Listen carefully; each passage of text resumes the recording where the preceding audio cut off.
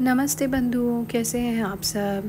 क्या आपको पता है नेहा आशीष तिवारी के जो हस्बैंड हैं, आशीष तिवारी जो गुज़र चुके हैं, वो एक पॉलिटिशियन थे। जी हाँ, वो एक पॉलिटिशियन थे। मेन रीज़न नेहा तिवारी अपना सरनेम और स्पेशली अपने हस्बैंड का नेम इसीलिए नहीं निकालना चाहती है। वो इमोशनल रीज़न नहीं है उसका कारण यही है कि अगर कोई भी पॉलिटिशियन है और उनका डेथ हो जाता है तो उनका जो भी वेलफेयर है, फाइनेंशियल बेनिफिट्स है, वो सारे वाइफ और बच्चों को भी जाता है। इसीलिए यही मेन कारण है कि वो अपने हस्बैंड का नाम नहीं निकाल रही है। तो आप समझ ही गए होंगे इस फेक लेडी को। दूसरी बात, मैंने यहाँ पे 2 या 3 वीडियोस डाले हैं उसकी पहले के वीडियोस। एक है जो 6 टाइमर के बाद होता है और एक है 10 के बाद होता है। और जहाँ पे आप देख सकते हैं जब नेहा तिवारी अपने हस्बैंड आशीष तिवारी के बारे में बात कर रही है, जब वो गुज़र चुके थे, तो आप देख सकते हैं स्क्रीन पर वो पूरा स्क्रिप्टेड है। वो पढ़ रही है कहाँ से जो भी कह रही है न्यूज़ टीवी चैनल में, वो सब पढ़ रही है। आप उसकी आंखें भी देख सकते हैं।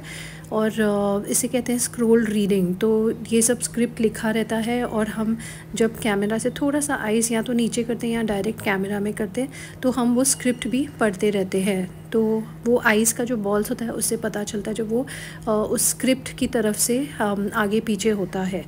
और आप यहाँ देखोगे ये इस पर्टिकुलर चैनल को जब वो लोगों से ये भी कह रही है कि मेरी मदद कीजिए एक्सेट्रा एक्सेट्रा। आप यहाँ पे ये भी देख पाओगे कि वो थोड़ी सी भी दुखी नहीं है, एक आंसू भी नहीं टपक रहे हैं। नहीं तो हमारे घर में अगर हमारे कोई लव्ड वंस के साथ इस तरह से होता है, हम तो उनके बारे में कोई बात भी करें या उनके बारे में हम डिटेल में कभी भी कुछ कहे भी तो हम सीरियसली इमोशनल हो जाते हैं। आप इसका एक टोन भी देख लीजिए, थोड़ी भी इमोशनल नहीं है, थोड़ी भी सैड नहीं है। और क्योंकि इसका हस्बैंड एक पॉलिटिशियन था, इसीलिए इस मेम साहब की आदत हो चुकी है केस के ऊपर केस करना लोगों पर। और जैसे यूट्यूबर है, अगर उसके ख़िलाफ़ कुछ कहते हैं तो ये अपने भाई गैंग को लेकर आके उन पर स्ट्राइक पे स्ट्राइक करती रहती है। इसीलिए सबको डरा के रखा है। अभी भी आप रिसेंटली देख ले तो जैसे उसकी अभी जो रीसेंट वीडियो आई है वो भी मैंने उसके थोड़े से पार्ट डाले हुए हैं मेरे यही व्लॉग में, कि वो कह रही है बार बार कि मैं चाहती हूँ ये मुद्दा बंद हो जाए, मैं अपना फैमिली व्लॉग लेकर आना चाहती हूँ, मैं ताशी के लिए ही कमाना चाहती हूँ, ब्ला ब्ला ब्ला। आप देखोगे वो बार बार अपने सारे लेटेस्ट व्लॉग्स में यही कह रही है। नंबर 1, उन्होंने सचिन को ऑलरेडी चुप करा लिया है। आप देखेंगे तो सचिन उसके ही उंगली पे नाच रहा है, साइलेंट हो गया है वो बिल्कुल भी अभी व्लॉग्स नहीं डाल रहा है उसके ख़िलाफ़, क्योंकि इसकी बहन नेहा दीदी ने उससे चुप करवा लिया है, साइलेंट मोड पे रखा हुआ है फ़िलहाल। और इसीलिए वो यही चाहती है कि अब तब तक सब साइलेंट हो जाए ताकि ये अपना फिर से फैमिली व्लॉग स्टार्ट करे, scripted family vlogs, positive family vlogs, जो उल्लू इसके सब्सक्राइबर्स ही सिर्फ देखने वाले हैं। हम तो सिर्फ रिएक्शन चैनल्स हैं, हम थोड़ा बहुत यहाँ वहाँ देख के आप लोगों को रियलिटी बताते हैं। बाकी आपको फॉलो करना है, आपके ऊपर है, आपको इनको कितना ज़्यादा रोल मॉडल बनाना है वो भी आपके ऊपर है। मेरा काम है आपको सिर्फ अवेयर करवाना, दैट्स इट। और बोल रही है जगत दीदी कि मैं आगे अपने व्लॉग्स में पॉजिटिविटी लेकर आऊँगी, फैमिली व्लॉग्स बनाऊँगी। बहन, आप पहले भी तो फैमिली व्लॉग्स ही बना रही थी, तो फिर क्या हो गया? तो क्या फैमिली व्लॉग्स में ये दिखाते कि बाहर से अच्छे और अंदर भाई बहन आपस में एक्स्ट्रा अफेयर्स करके बैठे हैं? क्या आप व्यूअर्स को मैसेज दे रहे हो? आप बिल्कुल ही नार्सिसिस्ट हो। इतनी बड़ी गंदी गलती करने के बाद भी बार बार कह रहे हो हाँ गलती हो जाती है तो क्या हुआ, मैं बार बार सॉरी नहीं कहूँगी, मेरे साथ ऐसा हुआ, मेरे साथ गलत हुआ, ये हुआ वो हुआ, इन लोगों ने मेरा साथ दिया, उन लोगों ने मेरा साथ दिया। जगत दीदी, आपने किसका साथ दिया था जब उनके साथ बुरा हुआ था? और बाय द वे, आपने कितने लोगों के साथ बुरा किया आपको ये पता है? पहले अपना आप इंट्रोस्पेक्शन कर लीजिए और फिर आप दूसरों के बारे में कहें तो बहुत बेटर होगा। इस चीज़ को कहते हैं कर्मा, ठीक है? कि आशीष जी की जो रेलवे की जॉब थी वो गवर्नमेंट नहीं थी, वो प्राइवेट जॉब थी। क्योंकि अगर गवर्नमेंट होती तो मैं उसको कभी भी नहीं छोड़ती, मतलब मैं ट्राई ज़रूर करती कि ये जॉब मुझे मिल जाए, इससे अच्छा क्या हो सकता है। पर ये गवर्नमेंट नहीं थी, ये प्राइवेट थी। जबलपुर में हमारा घर है, नीचे 2 शॉप है जिसमें से एक देवर यूज़ करते हैं, एक अभी शायद रेंट पर है, मुझे वहाँ का कुछ भी नहीं पता है। और आशीष जी बाहर रेलवे की जॉब करते थे। उनका मेरे पास सिर्फ ताशी है, प्यार है, आशीर्वाद है, यही है बस। दीदी कुछ नहीं पूछना है, आप वैसे ही खुली किताब हो, सिर्फ आप खुश रहिए।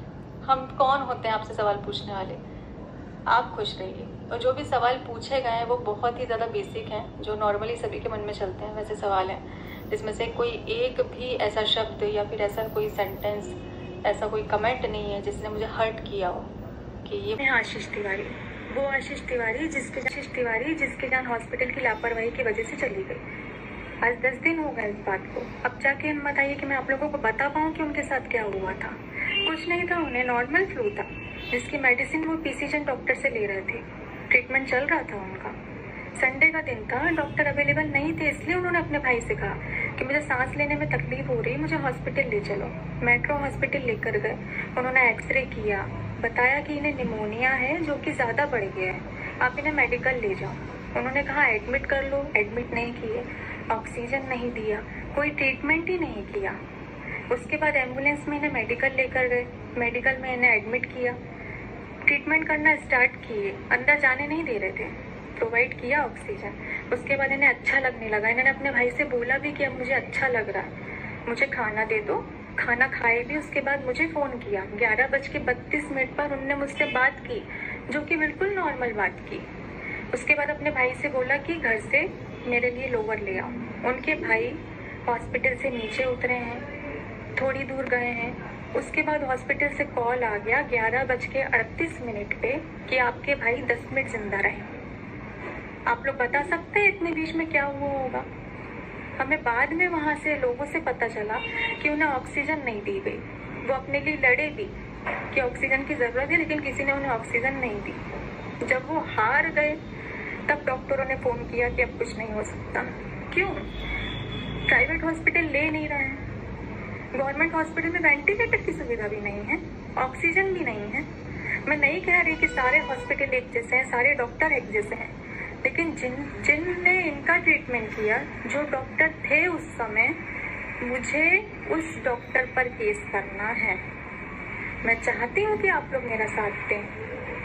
कुछ नहीं था, कोविड नहीं था इन्हें, क्योंकि उसकी रिपोर्ट अभी तक आई ही नहीं है। हमने 10 दिन वेट किया, ना हमारा घर सील हुआ, ना हम लोगों का टेस्ट हुआ, कुछ भी नहीं हुआ।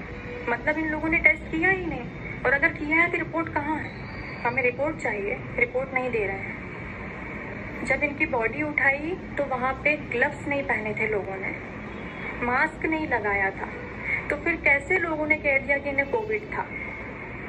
जिन लोगों ने ये बातें फैलाई है, मैं उन लोगों पर भी केस करूंगी कि कैसे बिना सबूत के इन्हें कह दिया कि इन्हें कोविड था। इन्हें कुछ नहीं था। अगर कोविड होता तो उस तरीके से बॉडी दी जाती, पर हॉस्पिटल वालों ने नॉर्मली बॉडी दी है। आप बताइए क्या करना चाहिए मुझे? क्या करूं मैं? आप लोग वेट कर रहे हैं कि जब आप लोगों के साथ ऐसा होगा तब आप लड़ेंगे। हमें भी नहीं मालूम था कि जबलपुर में ऐसा हो रहा है, लेकिन जब हमारे साथ ऐसा हुआ तब हमें पता चला। 10 मिनट में हंसता बोलता इंसान चला गया, वो किसी को कोई फर्क नहीं पड़ा।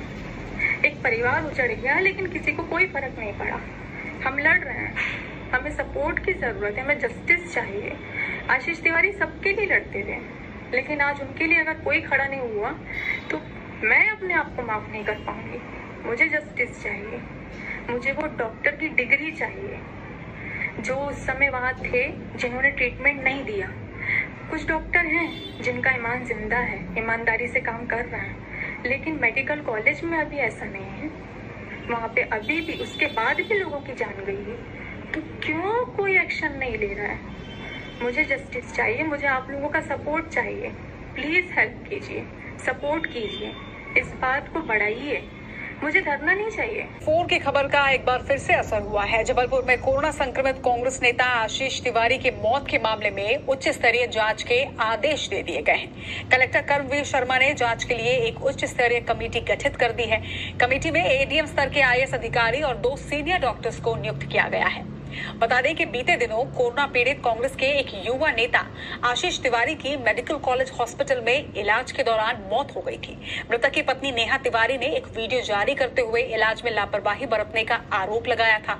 मृतक की पत्नी ने आरोप लगाया था कि आशीष तिवारी की मौत ऑक्सीजन नहीं देने से हुई थी, लिहाजा उनकी मौत के मामले में दोषी डॉक्टर्स पर FIR दर्ज करने की मांग की गई थी। कर रहे थे कि आप आशीष नाम अपने नाम से हटा दीजिए, तो ये नाम तो मैं नहीं हटा सकती हूँ। नेहा आशीष तिवारी नाम ही रहेगा। अब आप लोगों को जो भी सोचना है आप सोच सकते हैं, क्योंकि सारी चीज़ों को ख़त्म करना चाहती हूँ, क्योंकि मुझे भी काम करना है भाई, मुझे भी आगे अपना और ताशी का फ्यूचर देखना है। तो उसके लिए मेरी एक बार में सारी चीज़ों को ख़त्म करना बहुत ज़्यादा ज़रूरी है। मैं रोज़ एक टॉपिक उठाकर बात नहीं कर सकती हूँ कि मैं आज ये एक्सप्लेन करूँ फिर मैं कल वो एक्सप्लेन करूँ। मुझे कोई सफाई नहीं देनी है, क्योंकि जो भी बातें थी और जितना मुझे बोलना था उतना मैं बोल चुकी हूँ।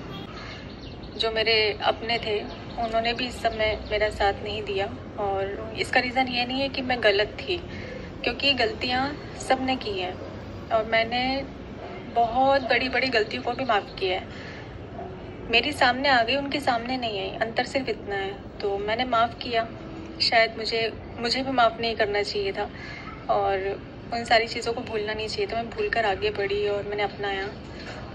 उन लोगों ने भी मेरा साथ नहीं दिया इस समय पर। जब तक नेहा आशीष तिवारी के नाम से फेम मिल रहा था तब तक सबको मैं बहुत अच्छी लग रही थी, और जैसे ही डिफेमिंग शुरू हुई सब ने अपना हाथ छुड़ा लिया, सब ने।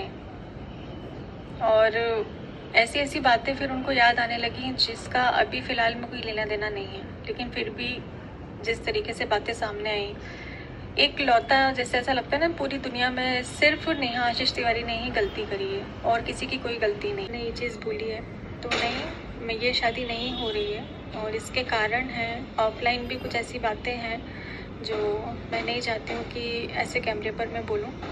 बस आप लोगों के लिए अभी इतना ही जानना ज़रूरी है कि ये शादी नहीं हो रही है। मैं चाहती हूँ इससे रिलेटेड आप लोग क्वेश्चन अब ना पूछें। काम पर फोकस करूँगी आगे जो भी मेरा है, और इज़्ज़त कमाने में बहुत टाइम लग जाता है, लेकिन इज़्ज़त जाने में सेकंड नहीं लगता।